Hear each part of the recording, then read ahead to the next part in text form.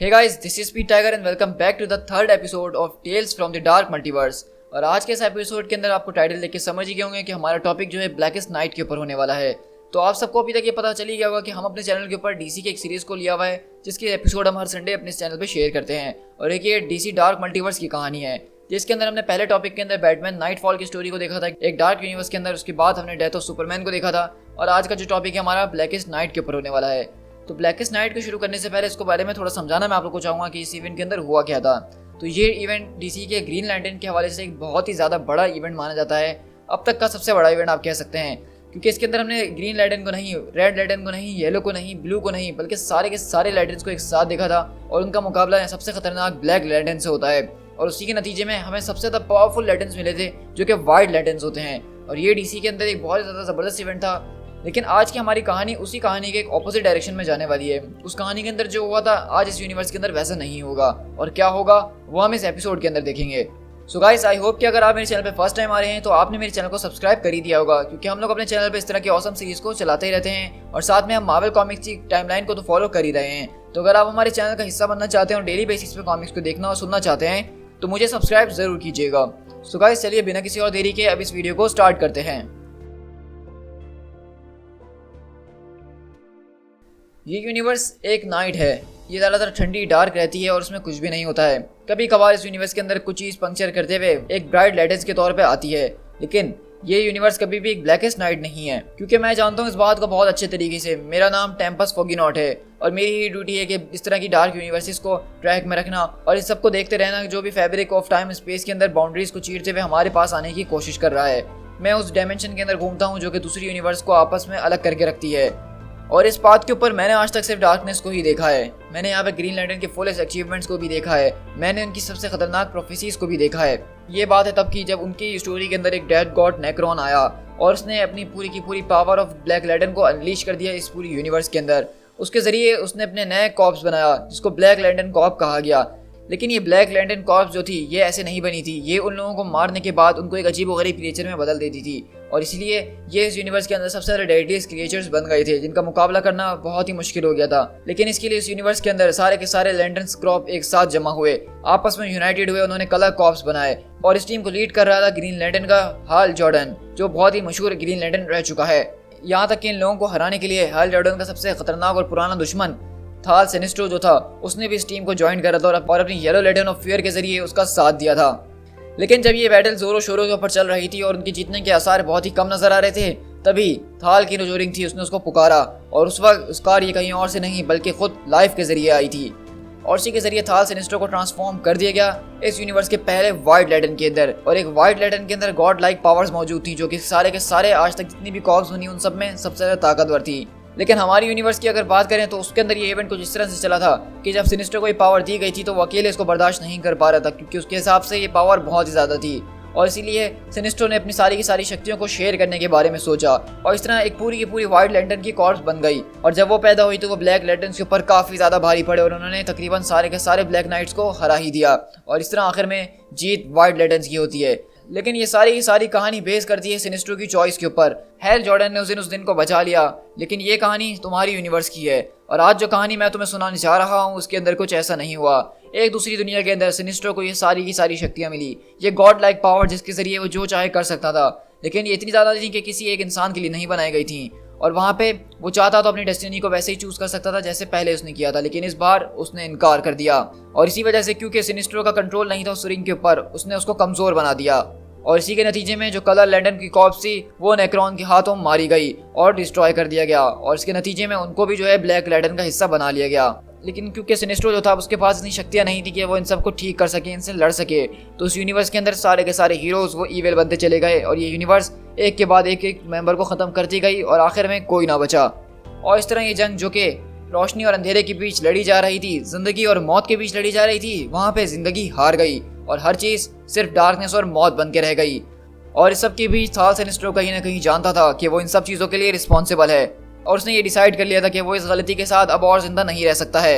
ये यूनिवर्स जो थी एक फेलियर बन के रह गई थी और ये फेलियर उसकी फेलियर थी और ये थी उसकी कहानी। और ये तो हमें बेसिकली यहाँ पे टेम्पस फोगिनॉट की तरफ से एक एपिलॉग सुनाया गया है इस कहानी के बारे में, जिसमें हमें ये बताया गया कि किस तरह से थाल सिनिस्ट्रो ने इस यूनिवर्स के अंदर वो चॉइस नहीं ली जो कि इसने हमारी यूनिवर्स में ली थी। और इसी तरह इनकी पूरी की पूरी यूनिवर्स डूम होकर रह गई है। मतलब यहाँ पे सारे के सारे हीरोज मर चुके हैं। ब्लैक लैंटर्न जो है इस पूरी यूनिवर्स के ऊपर कब्जा कर चुकी है और सिर्फ एक ही इंसान है, थाल सिनिस्ट्रो, जो कि इस वक्त जिंदा है। और अब हम यहाँ से शिफ्ट होते हैं सैन फ्रांसिस्को के अंदर 19 दिन के बाद, यानी कि सारे के सारे इवेंट के 19 दिन गुजर चुके हैं। और कहानी का पिकअप होता है हमारे साथ एक ज़बरदस्त कैरेक्टर से जिसका नाम है लोबो। और लोबो एक ऐसा ज़बरदस्त किस्म का कैरेक्टर है डीसी कॉमिक्स के अंदर जिसको आप समझ सकते हैं कि थोड़ा बहुत मार्वल का वुल्वरीन आप समझ सकते हैं पर्सनैलिटी के लिहाज से, लेकिन पावर्स इसकी जो है वो उससे बहुत ज़्यादा ज़बरदस्त हैं क्योंकि ये गैलेक्सी बाउंटी हंटर है। इसको लोग पैसे देते हैं जिस तरह डेडपूल को दिए जाते हैं अपने लोगों को मारने के लिए, लेकिन ये यूनिवर्सल लेवल पे काम करता है, सिर्फ किसी एक प्लेनेट के ऊपर नहीं। और यहीं पे हम देखते हैं कि यहाँ पे आके वो बहुत सारे ब्लैक लैंटर्न से लड़ रहा होता है और वो यहाँ पे इनको आसानी से हरा रहा होता है क्योंकि लोबो जो है एक बहुत ही ज़्यादा पावरफुल बीइंग है। उसको मारना तकरीबन इम्पॉसिबल सी बात है क्योंकि लोबो का जब तक एक सेल भी जिंदा है वो उसे रीजनरेट कर सकता है। और इस तरह हम देखते हैं कि यहाँ पे जिसकी आज लड़ाई हो रही है वो टीन टाइटन्स की टीम से हो रही है जो कि इस वक्त ब्लैक लैंटर्न बन चुके हैं। और यहाँ पे हम कहानी को मैं आपको शॉर्ट करके बताऊं तो वो यहाँ पे डोव को बचाने के लिए आया है। डोव एक ऐसा कैरेक्टर है जो कि डीसी यूनिवर्स के अंदर लाइफ को रिप्रेजेंट करती है और एक यही वजह है कि डोव जो है अभी तक ब्लैक लैंटर्न्स का हिस्सा नहीं बनी है क्योंकि मेन स्टोरी के अंदर भी कुछ ऐसा ही दिखाया गया था कि डोव भी एक ऐसा कैरेक्टर था जो कि लाइफ के लिए रिस्पॉन्सिबल है। लाइफ की जो एंटिटी है डीसी कॉमिक्स के अंदर उसने डोव को चूज करा है और इसी वजह से डोव से सारे के सारे ब्लैक लैंटर्न दूर रहते हैं और वो अभी तक इसका शिकार नहीं हुई है। और वो आज यहाँ पे इसी को लेने के लिए आया है और वो बोलती है डोव कि मुझे यहाँ पे टाइटन टावर्स में आना नहीं चाहिए था, लेकिन मैं इसके अलावा जाती तो और जाती भी कहाँ। तो लोगो बोलता है कि तुम्हें देख के मुझे काफ़ी खुशी हो रही है डोव कि तुम यहाँ पे सही सलामत हो। और यहीं पे हम देखते हैं कि साइबोर्ग का हमें एक वर्जन दिखता है जो कि ब्लैक लैंटर्न बन चुका है और वो भी उसके ऊपर अटैक करने की कोशिश कर रहा होता है, लेकिन यहीं पे लोबो जो है वो आके साइबोर्ग से मुकाबला करता है और उसकी ज़बरदस्त किस्म की धुलाई करता है। और यहीं पे हम देखते हैं कि टीन टाइटन्स की सारी टीम वो उसे यहाँ ज़बरदस्त तरीके से लड़ने की कोशिश कर रहा होता है और उनसे आसानी से लड़ भी रहा होता है क्योंकि उसके ऊपर इनके इन्फेक्शन का कोई असर नहीं हो रहा होता। लेकिन हम यहाँ पे देखते हैं कि इस सब के बीच जब यहाँ पे लोबो इन सबसे लड़ ही रहा होता है तभी वहाँ पे एक आदमी की एंट्री होती है जो कि इसको डिटेक्ट करते हुए यहाँ पे आया होता है और वो कोई और नहीं बल्कि थाल सिनिस्ट्रो होता है, जिसको आप देख सकते हैं कि उसकी बॉडी वो बहुत ज़्यादा ख़राब हो गई है। मतलब ये आधा ब्लैक लैंटर्न बन चुका है और आधा वाइट लैंटर्न है क्योंकि इसके पास वाइट लैंटर्न की शक्तियाँ तो है लेकिन इतना ज़्यादा स्ट्रॉन्ग नहीं है कि उसको पूरी तरह इस्तेमाल कर सके, तो इसलिए इसकी आधी बॉडी जो है वो ब्लैकनेस का शिकार हो रही है, डार्कनेस की तरफ जा रही है। तो आप समझ सकते हैं कि ये आधा ब्लैक लैंटर्न भी है और आधा वाइट लैंटर्न भी है इस वक्त। और बोलता है कि मेरी वाइट लैंटर्न मुझे याद दिलाती है कि ज़िंदगी कितना हर्ट करती है, लेकिन इसको अब ठीक भी नहीं किया जा सकता है, इसमें मैं क्या कर सकूँ।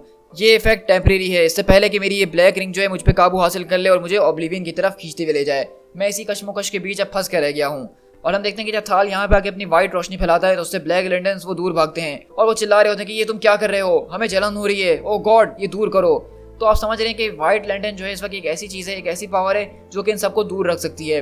और दूसरा काम इसका जो है वो डोव कर रही है क्योंकि डोव जो है खुद एक लाइफ की जो है एस्पेक्ट है, इसीलिए जो ब्लैक लैंटर्न है वो डेथ है। तो इसको आसान करने के लिए मैं आपको समझाऊं तो ब्लैक जो है वो डेथ है, वाइट जो है वो लाइफ है और दोनों आपस में एक दूसरे को रिपेल करते हैं। और यहीं पे हम देखते हैं कि थाल, लोबो और ये सब आपस में बातें कर रहे होते हैं और वो बताता है कि मैंने तुम्हें काफ़ी दूर से डिटेक्ट कर लिया, मतलब मेरी रिंग ने, क्योंकि डोव तुम अवतार ऑफ पीस हो, तुम जो एक लाइटनिंग हो, तुम एक लाइफ हो और इसी वजह से जहाँ तक मेरा अंदाजा है इस पूरे के पूरे प्लेनेट के ऊपर सिर्फ अकलौती तुम ही औरत बची हो जो कि जिंदा है, बाकी सब डार्कनेस का शिकार हो चुके हैं। तुम्हें देख के ऐसा लगता है कि तुम इन सब से बिल्कुल इम्यून हो, ब्लैक रिंग का तुम्हारे ऊपर कोई असर नहीं हो रहा है, तो मुझे तुम पे कुछ एक्सपेरिमेंट्स करने होंगे, हो सकता है कि उसी के जरिए हम इस जो है मुसीबत से बाहर निकल सकें क्योंकि इस प्लाग को खत्म करने का मुझे सिर्फ तुम ही एक तरीका नजर आ रही हो।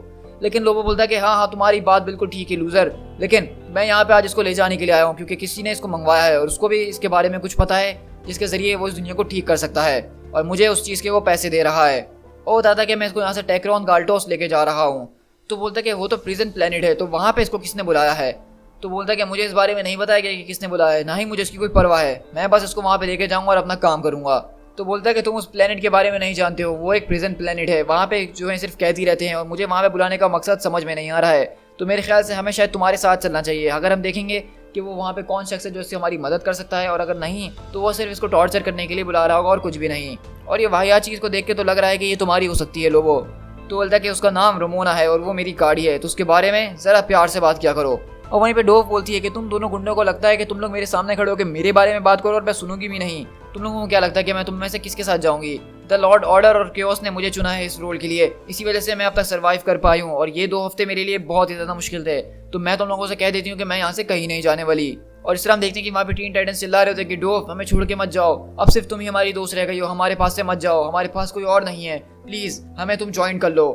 तो वहीं पे सिनिस्टर बोलता है कि मैं बहुत अच्छे तरीके से जानता हूँ कि तुमने अपने दोस्तों के साथ क्या करा है, तुमने उनको भी छोड़ दिया है, सही कहा ना मैंने। तो वो बोलती है कि तुम लोग यहाँ से चले जाओ, मुझे तुम लोगों से कोई बात नहीं करनी है, और लोबो तुम तो मेरे करीब आने की भी कोशिश मत करना। और वो बोलता है लोबो लेकिन मेरी बात तो सुनो। तो कहती है देखो मुझे तुमसे कोई बात नहीं करनी है। तुमने देखा ना कि उन्होंने लैंटर्न्स के साथ क्या करा है, उनके रिंग्स के साथ क्या करा है। मेरे ख्याल से तुम्हें सिनिस्ट्रो की उतनी ही जरूरत है जितनी उसको तुम्हारी जरूरत है। लेकिन इस तरह हम देखते हैं कि वहाँ पे वो जो है इसको मना लेते हैं, डोव को वहाँ पे ले जाने के लिए, ताकि ये लोग पता लगा सकें कि वहाँ पे किसने इनको बुलाया है, क्योंकि हो सकता है कि वो कोई शख्स ऐसा हो जो कि इनको जो है ठीक कर सके, सारी की सारी प्लाग को खत्म कर सके। और इस तरह हम लोग देखते हैं कि वो लोग वहाँ बैठ के जा रहे होते हैं, और वहाँ पे थाल सिनिस्ट्रो जो है थोड़ा बहुत हमें हिस्ट्री दे रहा होता है इस लैंटर्न्स के बारे में, और कहता है कि जब से ये सारा का सारा प्लाग शुरू हुआ है, मतलब 19 दिन पहले, तो तब से अब तक इस पूरी के पूरी यूनिवर्स के अंदर 19 ट्रिलियन लोग जो हैं उसका शिकार हो चुके हैं। तो डोव बोलती है कि 19 ट्रिलियन, इतने तो मैं कभी गिन भी नहीं सकती थी। तो बोलता है कि हाँ बिल्कुल, क्योंकि पूरे के पूरे सोलर सिस्टम के अंदर, सारी गैलेक्सीज के अंदर ये चीज़ एक वायरस की तरह फैल गई है और हर कोई इसका शिकार होते जा रहा है। इससे लड़ने का कोई और तरीका नहीं है, इसको कंट्रोल करने का कोई तरीका नहीं है। इससे बचने का सिर्फ एक ही तरीका है, वो हमारे इमोशंस है, हमें उसके ऊपर कंट्रोल रखना होगा, और इसके अंदर तुम्हारा एंगर भी शामिल है लोगो। ब्लैक लैंटर्न्स जो है बाकी दूसरे लैंटर्न्स की तरह उनकी शक्तियां भी जो है इमोशनल स्पेक्ट्रम से जुड़ी हुई हैं, और वो सोल्स जिनको जो है ब्लैक लैंटर्न के जरिए रिजरेक्ट किया गया और उनका हिस्सा बनाया गया है, वो भी इस इमोशनल स्पेक्टर से जुड़े हुए हैं, उनकी बॉडी उसे तेदर कर रही है, और उसी कनेक्शन को जो है नेक्रोन बहुत जबरदस्त तरीके से मैनिपुलेट करता है, और उसी की वजह से सब लोग उसकी बात बिना किसी सवाल के करते हैं और हॉरिफिक ट्रांसफॉर्मेशंस उनकी हो जाती हैं। और इसी कनेक्शन के जरिए नेक्रोन उनके ऊपर राज कर रहा है और उनसे अपने वो सारे काम करा रहा है। ये एक तरह का ऐसा कनेक्शन है जैसे कि लॉयल्टी होती है दो भाइयों के बीच में, नफरत होती है दो दुश्मनों के बीच में, लव होता है अपने बाप के लिए और गुस्सा होता है अपने दुश्मन के लिए। और जब ये सारे के सारे इमोशन वो खत्म कर देगा इस यूनिवर्स के अंदर से, तो कुछ भी नहीं बचेगा, सिर्फ फंडामेंटल कनेक्शंस रह जाएंगे, जैसे कि ग्रेविटी वगैरह। एक चीज जो है दूसरी चीज को अट्रैक्ट करेगी और ये चीज मॉलिक्यूलर लेवल पे चली जाएगी। इसका मकसद ये है कि जब कुछ नहीं बचेगा इस यूनिवर्स के अंदर, तो सिर्फ डार्कनेस रह जाएगी, और उस डार्कनेस के ऊपर नेक्रोन राज करेगा। और इस तरह हम लोग 6 दिन के बाद शिफ्ट होते हैं, क्योंकि हम देख रहे हैं कि स्पेस के अंदर ट्रैवल करते हुए इनको 6 दिन हो गए उस प्लेनेट पे पहुंचने के लिए। और वो बोलता है कि ठीक है भाई लोग, अब सब के सब उठ जाओ, हमारा रास्ता आ ही गया है।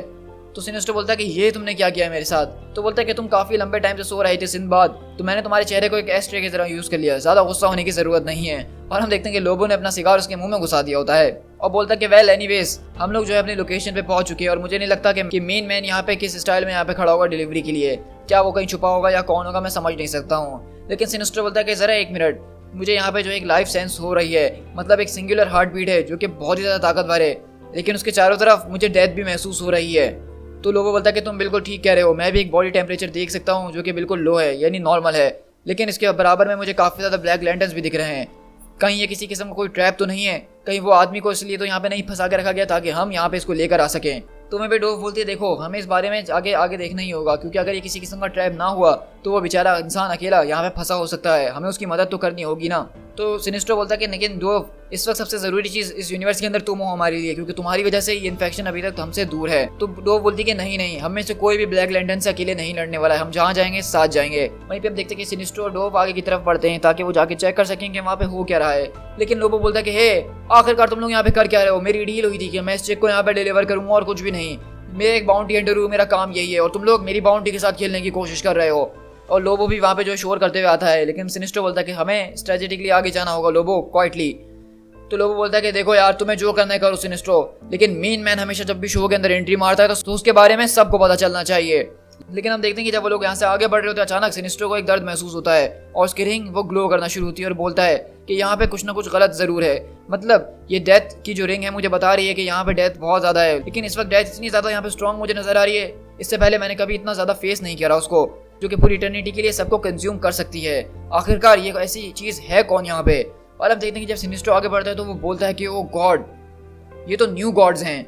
और हम देखते हैं कि दरअसल जो न्यू गॉड्स थे, यानी कि डार्क साइड वगैरह की तरह की जो और गॉड्स हैं, उनको यहाँ पे जो है ब्लैक लैंटर्न ने अपनी तरह बना दिया है, और ये गॉड्स यहाँ पे मौजूद हैं, इसलिए यहाँ पे डेथ की जो पावर है वो बहुत ही ज़्यादा स्ट्रॉन्ग है, क्योंकि गॉड को डार्कनेस का शिकार करवा देना, तो आप सोच सकते हैं कि ये पावर एक तरह से डबल कर देना है। और वहीं पे ब्राडा वगैरह हम देखते हैं जो कि न्यू गॉड्स का हिस्सा है, वो बोलती है कि ग्रैनी गुडनेस ज़रा देखें हमारी तरफ विजिटर्स आए हैं आज। तो बोलती है कि बिल्कुल ब्राडा तुम ठीक कह रही हो, मेरे ख्याल से अब सही टाइम आ गया कि मेरी फ्यूरीज इनके ऊपर फीड कर सकें। तो वहीं पे लोगो बोलता है कि वेल, अब अगर तुम मेरे लिए एक डैम चीज़ कर सकते हो तो वो यही करना कि अपनी रिंग का इस्तेमाल करो, इन लोग को दूर रखने की कोशिश करो। तो बोलता है कि यार मैं ट्राई तो कर रहा हूँ, लेकिन इनका करप्शन वो बहुत ही ज़्यादा है, ये फोर्सेस काफ़ी ज़्यादा स्ट्रॉन्ग हैं, और मैं चाहे जितनी भी कोशिश कर लूँ लेकिन मेरे पास कभी इतनी शक्ति नहीं हो सकती है कि मैं एक फॉलन गॉड को रिस्टोर कर सकूँ। तो वहीं पे लोगो बोलता है कि ठीक है तुम जाओ भाड़ में और तुम्हारा प्लान भी जाए भाड़ में, मैं यहाँ पे अपना तरीका इस्तेमाल करूँगा और कुछ ट्रॉफीज अपने साथ लेके जाऊँगा। और हम देखते हैं कि लोबो वहाँ पे अपना हुक निकालता है और उनसे लड़ने के लिए आगे बढ़ता है, और बोलता है कि हाँ तुम हो ना बिग बैड जो कि अपने आप को माइटी गॉड बोलती है, तुम्हारा सर मेरी गाड़ी के हुड पे काफी जचेगा।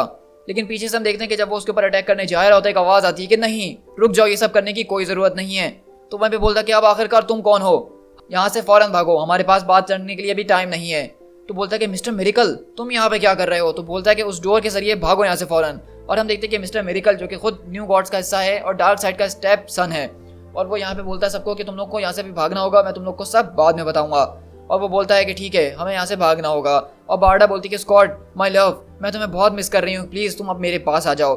बारडा जो होती है वो दरअसल स्कॉट यानी कि मिरेकल मैन की वाइफ है, लेकिन हम देख रहे हैं कि किसी ना किसी तरीके से मिरेकल मैन यहाँ पे बचा हुआ है। और मिरेकल मैन आपको मैं बताना चलूँ कि एक बहुत ज़्यादा ज़बरदस्त किस्म का स्ट्रेटेजिस्ट है। उसका माइंड जो है एक बहुत ही ब्रिलियंट माइंड है, आप समझ सकते हैं कि एक तरह का बैटमैन है लेकिन मल्टीवर्सल लेवल के ऊपर। और इस तरह से हम देखते हैं कि वो उन सबको वहाँ से डोर से बंद करके ले आता है और बोलता है कि ठीक है हमें यहाँ पे कुछ टाइम ज़रूर मिल जाएगा बातचीत करने के लिए, तब तक हम लोग अपना मास्टर प्लान यहाँ पे डिस्कस कर सकते हैं। एनीवे लोगो, तुमसे जो काम कहा गया था तुमने वो बहुत ज़बरदस्त तरीके से करा। तो वो बोलता है क्या तुमने मुझे हाइड करा है, तुम तो डार्क साइड के गोफी स्टैप किड हो ना। तो बोलता है कि हाँ ये काम मैंने ही करा है और इसके लिए मुझे यहाँ के बैंक को भी हैक करना पड़ा ताकि तुम्हारी पेमेंट कर सकूँ। डोव तुम्हें देख के मुझे काफ़ी ज़्यादा खुशी हो रही है, तुमसे मिले हुए तो लंबा अरसा हो चुका है, शायद हम आखिरी बार सुपरमैन की फ्यूनरल में मिले थे ना, वो डेज कितने अच्छे हुआ करते थे, गुड ओल्ड डेज। तो वहीं पे सिनिस्टर बोलता है क्या ये किसी किस्म का ट्रैप है या नहीं है, क्या ये हमारे लिए था या उनके लिए था। तो बोलता है कि तुम बिल्कुल ठीक कह रहे हो सिनिस्टर कि मेरी वाइफ और वाकई की बाकी सारी फीमेल फ्यूरीज जो हैं वो मेरे पीछे लगी हुई थी, तो इसीलिए एक बूम ट्यूब के जरिए मैं यहाँ पे आ गया और इस प्लेनेटरी के सिक्योरिटी सिस्टम के अंदर क्रैक पैदा कर दिया।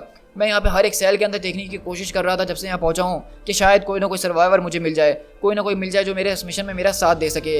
लेकिन वाकई में ये सिचुएशन अब बहुत ही बुरी हो चुकी है, यहाँ पे अब हमारे अलावा कोई और मौजूद नहीं है और इन लोगों की आवाज़ें सुन के मुझे बहुत ज़्यादा तकलीफ हो रही है। बारडा वो बहुत ज़ोर ज़ोर से रो रही है और मुझे बुलाती रहती है। बारडा को मैंने आज तक कभी रोते हुए नहीं देखा था, इसमें इतने रोने वाली क्या बात है। अगर तुम्हारे पास मदर बॉक्स मौजूद है तो एक बूम ट्यूब खोलो और इन सबको नियरेस्ट ब्लैक होल के अंदर डाल दो, कहानी खत्म, आवाज़ें बंद हो जाएंगी। तो वहीं पर सिनिस्टर बोलता है कि नहीं, स्कॉट फ्री की अगर बात करें, ये son of high father of new genesis होने के अलावा इसकी काफ़ी ज़्यादा रेपुटेशन है कनिंग माइंड के लिए। मतलब ये इस यूनिवर्स के अंदर one of the most powerful mind माना जाता है जो कि प्लान्स वगैरह बनाने में माहिर है। तो मैं यही अस्यूम करूंगा कि मिस्टर मेरिकल ने अगर आज हमें यहाँ पे बुलाया है तो उसके पास एक प्लान तो ज़रूर होगा। तो वहीं पे मिस्टर मेरिकल बोलता है कि तुमने बिल्कुल सही पहचाना, ये एक प्लान तो है लेकिन थोड़ा गड़बड़ी वाला है। देखो जेनेसियन साइंस ने जो है हमें ये बताया इस बारे में कि इस नॉन यूनिवर्स के बाहर एक बैरियर है और उस बैरियर के बाहर एक ऐसी एनर्जी है जिसके जरिए हमारी ये सारी की सारी यूनिवर्स बनी है, एक प्राइमोडियल स्पेस जहाँ पे वो कॉस्मिक एनर्जी पाई जाती है। तो सिनिस्टर बोलता है कि हाँ उसको तो द सोर्स वॉल कहते हैं। तो बोलता है कि बिल्कुल तुम ठीक पहचाने, लेजेंड्स कहते हैं कि उस दीवार के बाहर एक दुनिया है, एक पावरफुल कॉस्मिक एनर्जी का सोर्स है और वो उस एनर्जी को एनर्जी ऑफ क्रिएशन भी कहा जाता है, एक रोशनी जो कि डार्कनेस के अंदर फंसी हुई है। अगर हम उस सारी की सारी रोशनी को यहाँ पे अनलीश कर दें नेक्रोन और उसकी फोर्सेस के ऊपर, तो तुम समझ रहे हो ना कि वो एनर्जी जो है क्रिएशन की एनर्जी है, यानी कि प्योर लाइफ। तो हम इन सबको ख़त्म कर सकते हैं। लेकिन वो जो सोर्स है वो काफ़ी ज़्यादा क्योटिक है, वो अनफोकस्ड है, रैंडम है, एक पानी की तरह। हमें नहीं पता कि उसकी शक्ति कितनी होगी और वो कैसे बहना शुरू करेगी। इसका मतलब यही है कि हमें किसी ना किसी किस्म के कंटेनर की ज़रूरत है ताकि हम उसको अपने पास स्टोर कर सकें। तो सिनिस्टर बोलता है कि अच्छा, और इसलिए तुम्हें ज़रूरत थी डव की, क्योंकि डव को जो है चुना गया है वो अवतार ऑफ पीस है, उसको खुद लॉर्ड ऑर्डर ने चूज़ किया है। तो बोलता है कि तुम मेरी बात बिल्कुल ठीक पहचान रहे हो, डॉफ का काम सारा यहाँ पे यही आता है कि मैं एक मदर बॉक्स की मदद से सोर्स वॉल से एक बूम ट्यूब खोलूंगा और उसके अंदर से जब वो एनर्जी आएगी तो वो हम एनर्जी सारी की सारी डॉफ के अंदर स्टोर करेंगे, उसको वो कंटेनर बनाएंगे और उसके ज़रिए हम इस यूनिवर्स के अंदर जो है वो रोशनी फैला देंगे ताकि डार्कनेस यानी कि ब्लैक लैंटर्न्स को ख़त्म किया जा सके और उनको रिजरेक्ट किया जा सके जो लोग मर चुके हैं। तो बोलता है कि देखो मुझे माफ़ करना डॉफ कि मैंने लोबो को तुम्हें लेने के लिए भेजा, मेरे पास ज़्यादा टाइम नहीं था, उसके अलावा ये काम अच्छे से कोई कर भी नहीं सकता था और इसके अलावा मैं तुमसे क्या कहूँ। लेकिन देखो यहाँ पे सारा का सारा प्लान इस वक्त तुम्हारे ऊपर बेस करता है, अगर ये चीज़ काम कर जाती है तो हम सब कुछ ठीक कर सकते हैं। बारडा, न्यू गॉड्स या फिर जो कोई भी जिसको ब्लैक लैंटर्न की वजह से ये सब सहना पड़ रहा है उनको दोबारा जीने का मौका मिल सकता है। हमें सिर्फ इस पजल के अंदर एक और पीस की ज़रूरत है जिसके ज़रिए हम सारी एनर्जी को फोकस कर सकते हैं। कहीं तुम मेरी वाइट रिंग की बात तो नहीं कर रहे हो। तो मिस्टर मेरिकल बोलते हैं कि जब मैं सारी की सारी सोर्सेज को तलाश करने की कोशिश कर रहा था जो कि लाइफ एनर्जी सपोर्ट करती हो तो मैंने तुम्हें भी डिटेक्ट करा। तो मिस्टर मेरिकल बोलते हैं और तुम इस बात को अच्छे से जानते थे कि मैं तुम्हारे पास ज़रूर आऊँगा। तो बोलता है कि वेल मैं इस बारे में जानता था कि अगर डायरेक्टली मैं तुम्हें इस चीज़ के लिए कहूँ तो तुम शायद मेरी बात ना मानो, लेकिन तुम्हारे लिए ऐसे क्लूज छोड़ देना जिसको तुम फॉलो करो वो तुम ज़रूर कर दे, क्योंकि तुम एक साइंटिस्ट हो, तुम्हारा काम यही है और इसको फॉलो करते हुए तुम मेरे पास अब पहुँच ही गए हो। तो बोलता है कि ठीक है स्कॉट, तुमने अपनी रेपुटेशन अर्न कर ली है, मैं तुम्हें मान गया हूँ। तो बोलता है कि बहुत बहुत शुक्रिया तुम्हारा और तुम्हारी पार्टीज़ के लिए मैं हमेशा अवेलेबल हूँ, तुम चाहो जब मुझे बुलाना मैं आ सकता हूँ। और बोलता है कि लोबो रही बात तुम्हारी तो तुम जहाँ जाना चाहो वो जा सकते हो, तुम्हारा काम यहाँ पे ख़त्म हो गया है।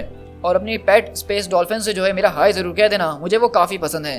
अनलेस तुम्हारे पास कोई ऐसा रीज़न है जो तुम यहाँ पे रुकना चाहते हो। और हम देखते हैं कि वो जो है लोबो मुस्तकिल डोव की तरफ देख रहा होता है। तो बोलता है कि देखो स्कॉटी, इस वक्त मैं तुम्हें साफ करके कह देना चाहता हूँ, सारा का सारा पैसा तुम मुझे दे रहे हो वो मेरे किसी काम का नहीं है। मतलब अगर ये ब्लैक लैंटर्न्स खत्म नहीं होते हैं तो मैं उस पैसे का करूँगा तो क्या करूँगा, मेरे लिए मेरा शॉर्ट कौन बनाएगा। तो रही बात सारी की सारी, और मैं तुम्हारे साथ इसलिए यहाँ पे चलने के लिए तैयार हूँ ताकि मैं अपनी इन्वेस्टमेंट को जो हूँ प्रोटेक्ट कर सकूँ, उसकी मेक श्योर कर सकूँ कि तुम इस यूनिवर्स को बचा लो और फिर मैं अपनी इन्वेस्टमेंट तुमसे लेके जा सकूँ। तो बोलता है कि ठीक है, अब मैं यहाँ से बाहर जा रहा हूँ और रमोना को थोड़ा गर्म करने की कोशिश कर रहा हूँ, क्योंकि तुम बूम ट्यूब के जरिए हमें पता नहीं कहाँ ले जाने वाले हो, तो मैं इसको जो है कंफर्टेबली करना चाहता हूँ। ठीक है, फिर हम अपने प्लान के ऊपर काम करते हैं और मुझे कुछ कैलकुलेशंस करने की ज़रूरत है मदर बॉक्स के ऊपर, जिसके जरिए हम लोग डायरेक्टली वहाँ पे टेलीपोर्ट हो सकें, क्योंकि मैं नहीं चाहता कि हमारी सारी कैलकुलेशंस खराब हों और किसी एस्ट्रॉइड के बीच में जाके हम फंस जाएं। हम लोग जो है यहाँ से 10 मिनट के अंदर निकलेंगे और वो वहाँ से आगे चले जाता है। तो सिनिस्टर बोलता है कि मेरी वाइट लेडन रिंग, तो मुस्तकिल उसकी तरफ देखी जा रही हो, क्या बात है। तो बोलती है मुझे माफ़ करना लेकिन बस मैं क्या करूँ। और इस तरह हम लोग यहाँ से शिफ्ट होते हैं 10 मिनट के बाद, जहाँ पे एक बूम ट्यूब खुलती है और वो लोग सारे के सारे मेंबर्स यहाँ पे पहुँचते हैं, जो कि इस यूनिवर्स का एंड है, और सोर्स वॉल के सामने आके खड़े होते हैं। और वो सब देख के एकदम हैरत में रह जाता है कि ये चीज़ है तो आखिर क्या है, क्योंकि वहाँ पे अजीब व गरीब एंटिटीज़ उनको नजर आ रही होती हैं उस वॉल के जरिए। जब मैं अपनी एक बार छोटी बूम ट्यूब को सेटअप करके खोलूंगा तो सिनिस्टो सारी की सारी उसकी एनर्जी को वहाँ से लेके तुम्हारी इस वेस्ट के अंदर चैनल करेगा, जिसको मैं बुला रहा हूँ रेजरेक्शन हार्डनेस। हम नाम वगैरह चेंज कर सकते हैं बाद में, लेकिन मसला नहीं है। लोबो, तुम यहाँ पे रहोगे ताकि हमें कवर दे सको। डोव, क्या तुम यूनिवर्स को बचाने के लिए तैयार हो। तो वहीं पे लोबो बोलता है कि देखो जोकर, अगर तुमने इसमें कुछ भी गड़बड़ करी तो अच्छा नहीं होगा, क्योंकि मुझे फीलिंग आ रही है कि ये मामला वैसे नहीं जाने वाला जैसे तुम सोच रहे हो।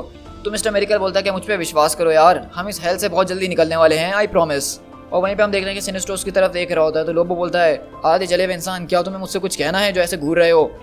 तो बोलता है कि मैंने तुम्हारे बारे में सोचा था कि तुम लोग जो हो तो कभी किसी की परवाह नहीं करते और इसीलिए तुम एक बाउंटी हंटर बने थे, तुम्हें किसी चीज़ से कोई मतलब नहीं है। लेकिन अब मैं देख रहा हूँ कि उस लड़की के लिए तुम्हारा दिल धड़क रहा है, तुम उसके पीछे यहाँ तक चले आए। तो लोबो बोलता है कि सच में मुझे नहीं पता कि तुम किसके बारे में बात कर रहे हो, और अगर ऐसा तुम्हें कुछ लग भी रहा है, पहली बात तो ऐसा कुछ है नहीं, और अगर ऐसा भी है तो मेन मैन हमेशा अपने दिल की बात अपने दिल के अंदर ही रखता है, उसको कभी सामने नहीं लेकर आता। और अगले पल हम देखते हैं कि वहाँ पे उनके सामने, और हम देखते हैं कि जब वो यहाँ पे सबके लिए रेडी खड़े होते हैं, अचानक उनके सामने एक बूम ट्यूब खुलती है और सिनिस्टो बोलता है कि नहीं, ये तुमने क्या कर दिया। और यहाँ से हम देखते हैं कि जो कलर क्रॉप पहले हुआ करती थी सिनिस्टो की टीम, अब वो ब्लैक लैंटर्न का हिस्सा बन गए और वो लोग यहाँ पे इससे लड़ने के लिए आ गए हैं, मतलब इन लोगों को रोकने के लिए। और आपको पता है कि ये देख के सिनिस्टो के बिल्कुल छक्के छूट जाते हैं, क्योंकि इसके अंदर हैल जॉर्डन, उसका पुराना दुश्मन, उसकी खुद की बेटी, वो सब इस टीम का हिस्सा थे। तो डोव बोलती है क्या ये सब सिनिस्टो कर रहा है। तो मिरेकल मैन बोलता है कि मेरे ख्याल से वो ये कर रहा है या फिर उसको ऐसा विश्वास है। तो बोलता है कि हाँ, मुझे लगता है कि शायद ये उसी के गिल्ड का नतीजा है, उसको साइंटिफिक क्यूरियोसिटी थी और उसकी ब्लैक लैंटर्न रिंग ने जो है उनको शायद सिग्नल दे दिया है, इसी वजह से वो सब यहाँ के सब यहाँ पे पहुंच चुके हैं। तो अब आपको समझ में आ रहा होगा कि ये लोग यहाँ पे पहुंचे कैसे। जहाँ पे जिस वक्त सिनिस्टो के पास अभी व्हाइट रिंग है और वो व्हाइट लैंटर्न बना हुआ है, साथ में उसके पास ब्लैक रिंग भी है और आधा वो ब्लैक लैंटर्न भी बना हुआ है, तो उसी के जरिए उनको सिग्नल मिल गया कि वो सब यहाँ पे पहुंच गए हैं। लेकिन वहीं पे वो बोलती है मिस्टर मेरिकल को देखते हुए कि नहीं नहीं, मेरे डैडी ने तुम लोगों के लिए सिर्फ इतना नहीं करा है, उन्होंने जो है अपने ट्रेल्स को चारों तरफ बिखराया हुआ था, उन्हीं की ट्रेल्स को फॉलो करते हुए हम टेक्रोन तक पहुंच गए। और उसके बाद हमें जब पता चला कि वहाँ पे एक फैमिली रियूनियन हुआ है, तो उसके बाद हम समझ गए कि तुम लोग कहाँ जा रहे होगे। और वहाँ पे जाने के बाद हम कुछ लवली रियूनियंस बना सके between the Furies of apocalypse and the new अवतार ऑफ आवर ग्रेट लॉर्ड नेक्रोन। और वो अवतार अब नेक्रोन का कोई और नहीं बल्कि डार्क साइड है। और अब देखते हैं कि बेसिकली डार्क साइड जो है इस वक्त नेक्रोन का अवतार ऑफ डेथ बना हुआ है। मतलब डार्क साइड पहले इतना खतरनाक, इतना जबरदस्त किस्म का विलन है जो कि अकेले सबको छक्के छुड़ा सकता है, और अब उसके पास ब्लैक लैंटर्न की पावर भी है और वो नेक्रोन का राइट हैंड मैन बना हुआ है। और वो यहाँ पे आज उन लोग को रोकने के लिए आया, सारे के सारे न्यू गॉड्स को लेके, और बोलता है कि अब मैं एंटी लाइफ इनकार्नेट बन चुका हूँ, अपने आप को तैयार कर लो मौत के लिए। लेकिन हम स्कॉट को देखते हैं, जो मिस्टर मेरिकल को, कि वो सारी चीज़ें देख के काफ़ी डिस्ट्रैक्ट हो जाता है। और डोव बोलती है देखो स्कॉट, हमें इस चीज़ के ऊपर फोकस रहना पड़ेगा, हम ये सब ठीक कर सकते हैं। लेकिन वो बोलता है कि बाड़ा ये सब क्या हो रहा है। लेकिन सिनिस्टर बोलता है कि लोबो, हमें कुछ ना कुछ करना होगा।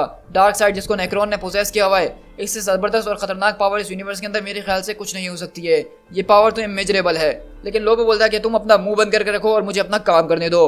और लोबो हम देखते हैं कि यहाँ पे बिना डरे सारे के सारे न्यू गॉड से लड़ रहा होता है और उनको बीच बीच में से काट काट के चीर रहा होता है।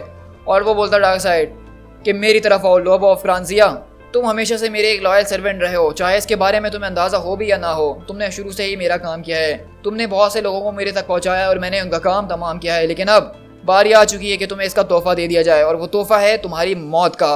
और हम देखते हैं कि डार्क साइड यहाँ पे अपनी लेजर बीम इस्तेमाल करता है और यहाँ पे उसके चीतड़े चीतड़े कर देता है लोबो के।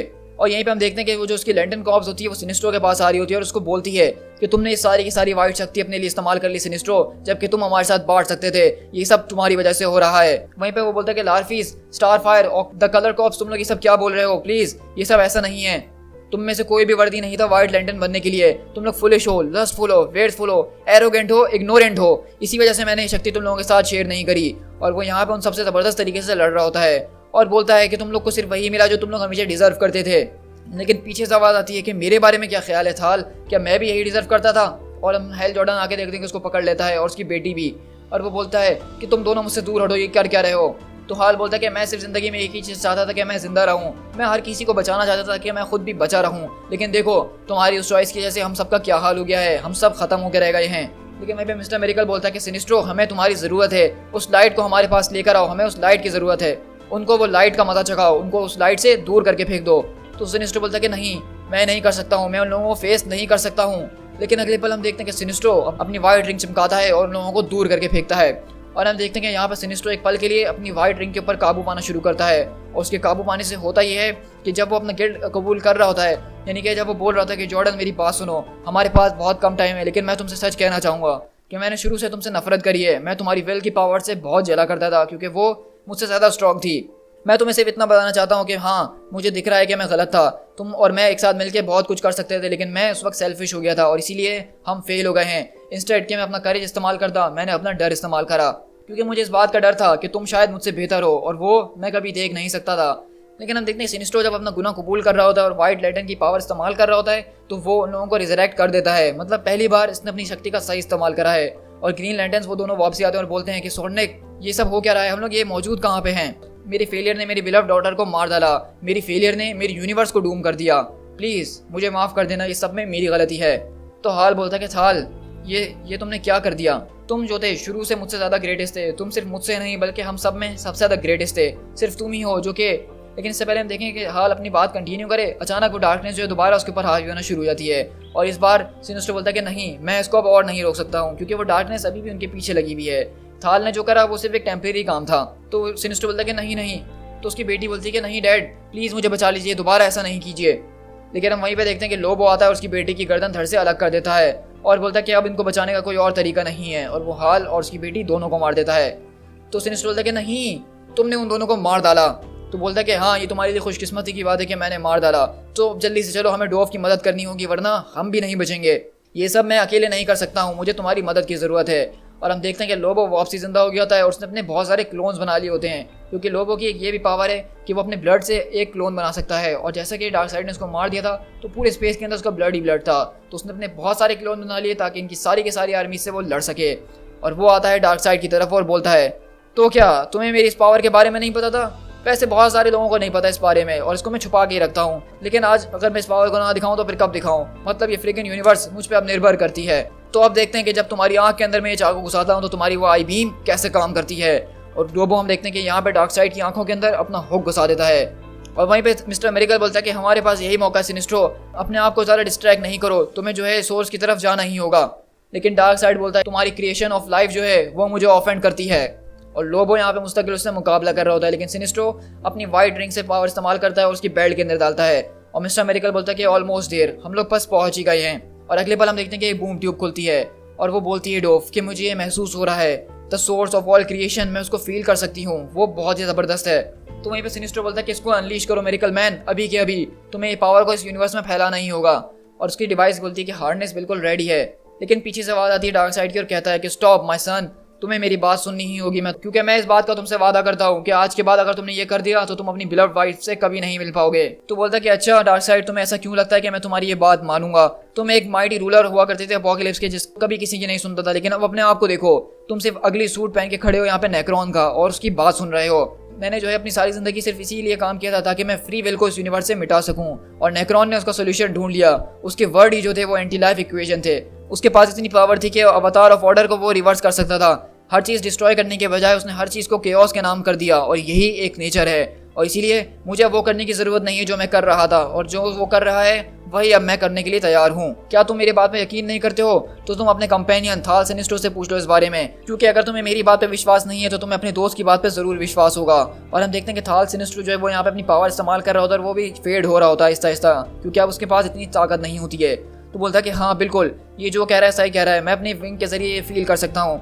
तो बोलता है कि डोव की सारी शक्तियाँ जो यहाँ पे रिलीज होंगी उससे हमारी यूनिवर्स साफ तो हो जाएगी, सब कुछ रिस्टोर तो हो जाएगा, लेकिन ये एक नई शुरुआत होगी, ये एक क्लीन स्लेट होगा।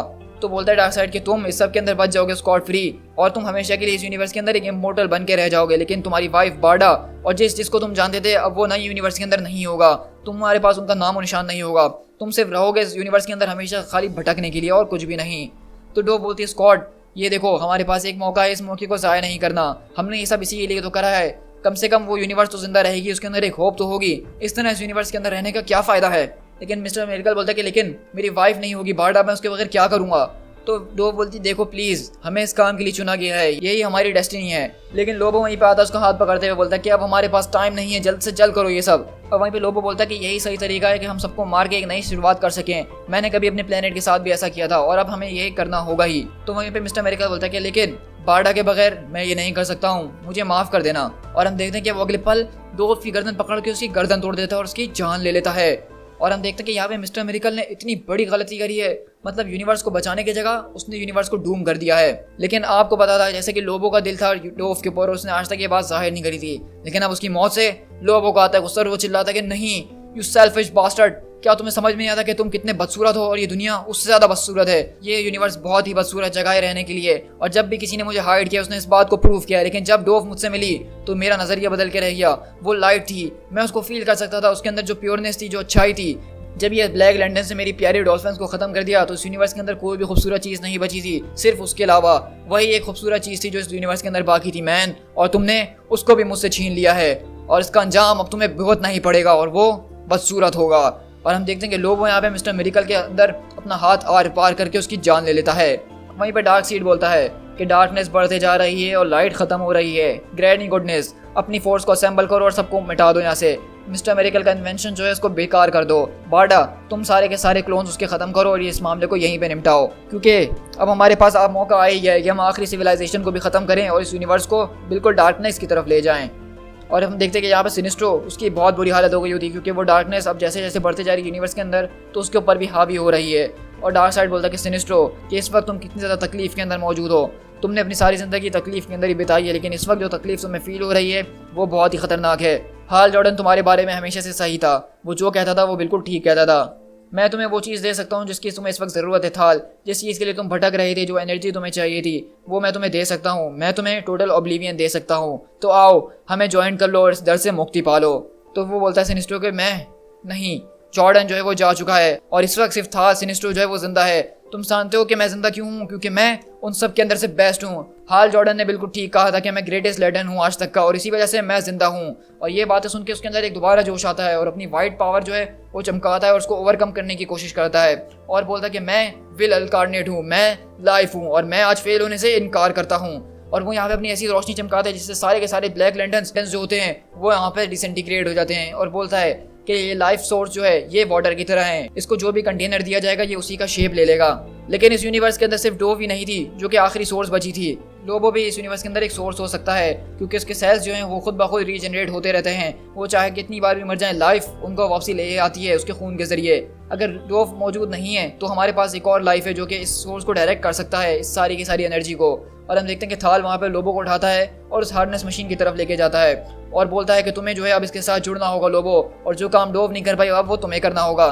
वो इंसान जिसने पूरे के पूरे प्लेनेट को मर्डर कर दिया, काउंटलेस अदर्स को खत्म कर डाला और सिर्फ पैसों के लिए काम किया, आज ये तुम्हारी ड्यूटी है कि ये तुम्हें करना ही होगा। मेरी फेलियर्स ने मुझे यहाँ तक लीड कर दिया और मेरी ड्यूटी यहीं खत्म होती है, यही मेरी डेस्टिनी थी।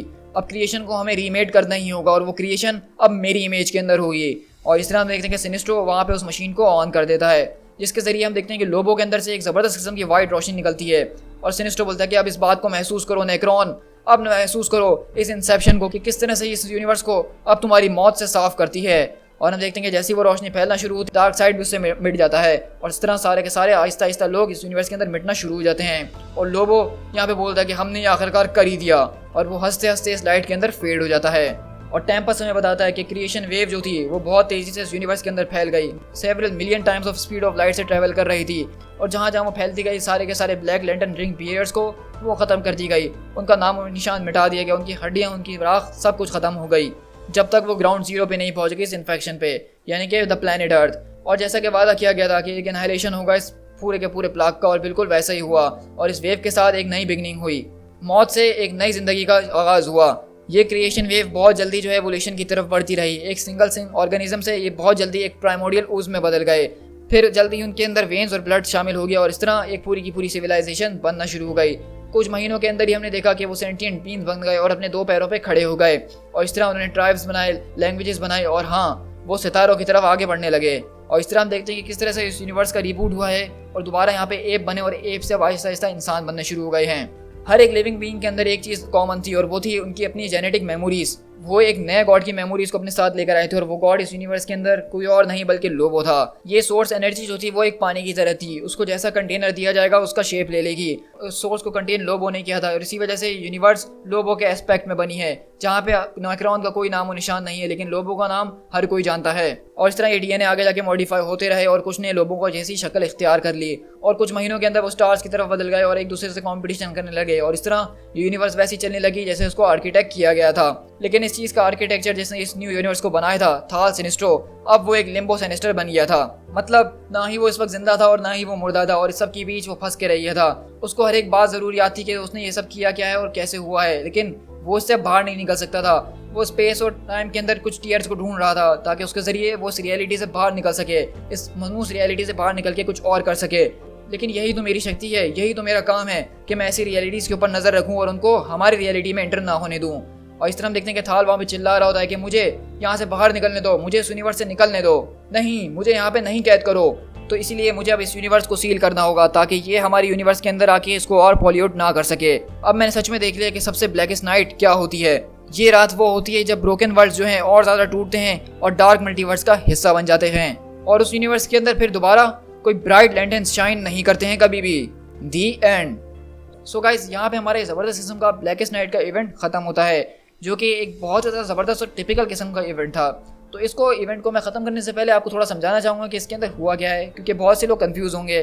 तो दरअसल इस यूनिवर्स के अंदर डार्कनेस फैल चुकी थी, जो कि ब्लैक लैंटर्न रिंग थी। और ब्लैक लैंटर्न का मतलब आप समझ लीजिए सिंपल लफ्ज़ों में कि वो डेथ है, कि यूनिवर्स के अंदर सिर्फ डेथ फैल गई थी, और 9 ट्रिलियन लोग जो थे वो उसका शिकार हो गए थे। यूनिवर्स के अंदर सिर्फ लोबो, मिरेकल मैन, सिनिस्टर और डोव रह गए थे, जो कि सबको ठीक करने की कोशिश में थे। और हमने देखा कि जब वो डोव का इस्तेमाल करके अपनी सक्सेस के बहुत ज़्यादा करीब होते हैं, तो तभी डार्क साइड उसको एक सच बताता है, जो कि मिस्टर मिरेकल से बर्दाश्त नहीं होता। मतलब ये यूनिवर्स ठीक तो हो जाएगी, लेकिन ये एक नई यूनिवर्स बन जाएगी, जिसके अंदर जो लोग पहले जा चुके हैं उनका कोई नामो निशान नहीं होगा। तो इसलिए उस यूनिवर्स में रहना एक तरह की अजियत होगा। और हम देखते हैं कि वहाँ पे मिरेकल मैन वहाँ पे डोव को मार देता है ताकि वो इस अजियत से बच सके। लेकिन हम देखते हैं कि साल सिनिस्ट्रो अपनी पावर रिंग का इस्तेमाल करता है और ये सब कर देता है लोबो के साथ मिलके। उसके करने से होता यह है कि लोबो जो है उस नई दुनिया के अंदर एक गॉड बन के रह जाता है, जो कि लोगों की मेमोरीज के अंदर है, क्योंकि उसी की इमेज के अंदर ये यूनिवर्स बनाई गई है। लेकिन थाल सिनिस्ट्रो उसको यहाँ पे कोई नहीं जानता है, वो एक लिम्बो लैंटर्न बन के रही है, जो कि मौत और ज़िंदगी के बीच में अभी भी फंसा हुआ है, और वो कुछ कर नहीं सकता है अब। और वो इस यूनिवर्स से बाहर निकलने की कोशिश कर रहा है ताकि किसी और यूनिवर्स में जा सके जहाँ उसको अपने जैसे लोग मिल सकें। लेकिन टेम्पस फोगेनॉट का काम यही है कि इस तरह के लोगों को इस तरह की यूनिवर्सिटीज में कैद करके रखे, ताकि वो हमारी यूनिवर्स में आके उसको ख़राब या पॉल्यूट ना कर सकें। तो इससे हमें एक बहुत अच्छा लेसन मिलता है, और वो ये है कि यहाँ पे सिनिस्ट्रो ने एक गलती ये करी थी कि उसने अपनी पावर्स को शेयर नहीं करा था, और पावर शेयर ना करने की वजह से उसको ये सब उठाना पड़ रहा है। तो इसलिए जब भी आपको कोई बड़ी पावर मिले तो आपको उसको अपने दोस्तों के साथ, अपने कंपेनियंस के साथ शेयर ज़रूर करना चाहिए। अगर आप इस तरह से सेल्फिश रहेंगे तो ये किस्मत कभी ना कभी आपके साथ भी ऐसा कर सकती है। सो गाइस, आई होप कि आपको मेरी वीडियो काफ़ी ज़्यादा पसंद आएगी, जो कि एक बहुत ज़्यादा डार्क स्टोरी थी, जिसका नाम ही ब्लैकेस्ट नाइट था। तो डार्क तो होनी थी मतलब, लेकिन फिर भी यार ये बहुत ही ज़्यादा डार्क थी। मुझे देख के आखिर में थाल सिनिस्ट्रो के ऊपर काफ़ी ज़्यादा अफसोस हो रहा है। और आप मुझे बताइएगा कि आपको ये वीडियो कैसी लगी कमेंट्स में, तो मैं आपके कमेंट्स ज़रूर पढ़ूंगा। और अभी इसके बाद हमारे पास जो नेक्स्ट इवेंट होने वाला है टेल्स ऑफ डार्क मल्टीवर्स के अंदर, वो होने वाला है इन्फिनाइट क्राइसिस का। और इन्फिनाइट क्राइसिस का इवेंट एक बहुत ही बड़ा इवेंट था डीसी कॉमिक्स के अंदर, और उसी को हम एक डार्क यूनिवर्स के अंदर देखेंगे। तो उसको देखने के लिए मेरे चैनल को सब्सक्राइब जरूर कीजिएगा और स्टे ट्यून रहेगा, क्योंकि नेक्स्ट संडे हम उसको अपने चैनल पर शेयर करेंगे। So guys, this is Speed Tiger, मिलते हैं इन्फिनाइट क्राइसिस के अंदर। Till then, thank you so much.